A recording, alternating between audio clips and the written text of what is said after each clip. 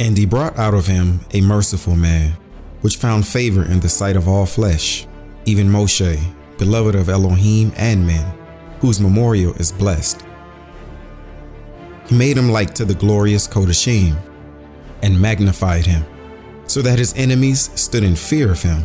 By his words he caused the wonders to cease, and he made him glorious in the sight of kings, and gave him a commandment for his people, and showed him part of his glory.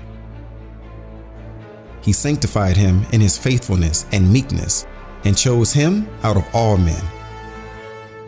He made him to hear his voice, and brought him into the dark cloud, and gave him commandment before his face, even the Torah of life and knowledge, that he might teach Yaakov his covenants, and Yahshar'el his judgments. He exalted Aharon, a righteous man like unto him, even his brother, of the tribe of Levi. An everlasting covenant he made with him, and gave him the priesthood among the people. He beautified him with comely ornaments, and clothed him with the robe of glory. He put upon him perfect glory, and strengthened him with rich garments, with breeches, with a long robe, and the ephod. He compassed him with pomegranates, and with many golden bells round about, that as he went there might be a sound, and a noise made that might be heard in the temple, and a memorial to the children of his people. With a holy garment, with gold, and blue silk, and purple, the work of the embroidery, with the breastplate of judgment, and with Urim and Thummim. With twisted scarlet, the work of the cunning workman, with precious stones graven like seals, and set in gold, the work of the jeweler, with the writing engraved for a memorial, after the number of the tribes of Yahshar'el. He set a crown of gold upon the turban, wherein was engraved holiness, an ornament of honor, a costly work, the desires of the eyes, goodly and beautiful. Before him there were none such, neither did any ever stranger put them on, but only his children and his children's children perpetually. Their sacrifices shall be wholly consumed every day, twice continually. Moshe consecrated him and anointed him with holy oil. This was appointed unto him by an everlasting covenant, and to his seed, so long as the heavens should remain, that they should minister unto him and execute the office of the priesthood, and bless the people in his name.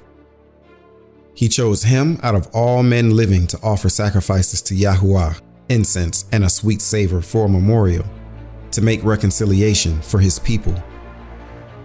He gave unto him his commandments and authority and the statutes of judgment, that he should teach Yaakov the testimonies and inform Yahshar'el in his Torah. Strangers conspired together against him, and maligned him in the wilderness, even the men that were of Dathan's and Aviram's side, and the assembly of Karak, with fury and wrath. This Yahuwah saw, and it displeased him, and in his wrathful indignation were they consumed. He did wonders upon them, to consume them with the fiery flame. But he made Aharon more honorable, and gave him a heritage, and divided unto him the first fruits of the increase. Especially he prepared bread in abundance. For they eat of the sacrifices of Yahuwah, which he gave unto him and his seed.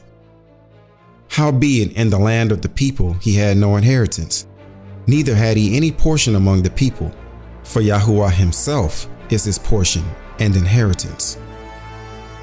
The third in glory is Pinchas, the son of Eleazar, because he had zeal in the fear of Yahuwah, and stood up with good courage of heart when the people were turned back, and made reconciliation for Yahshar'el. Therefore was there a covenant of peace made with him, that he should be the chief of the sanctuary and of his people, and that he and his posterity should have the dignity of the priesthood forever, according to the covenant made with David, son of Yeshai, of the tribe of Yehudah, that the inheritance of the king should be to his posterity alone. So the inheritance of Aharon should also be unto his seed.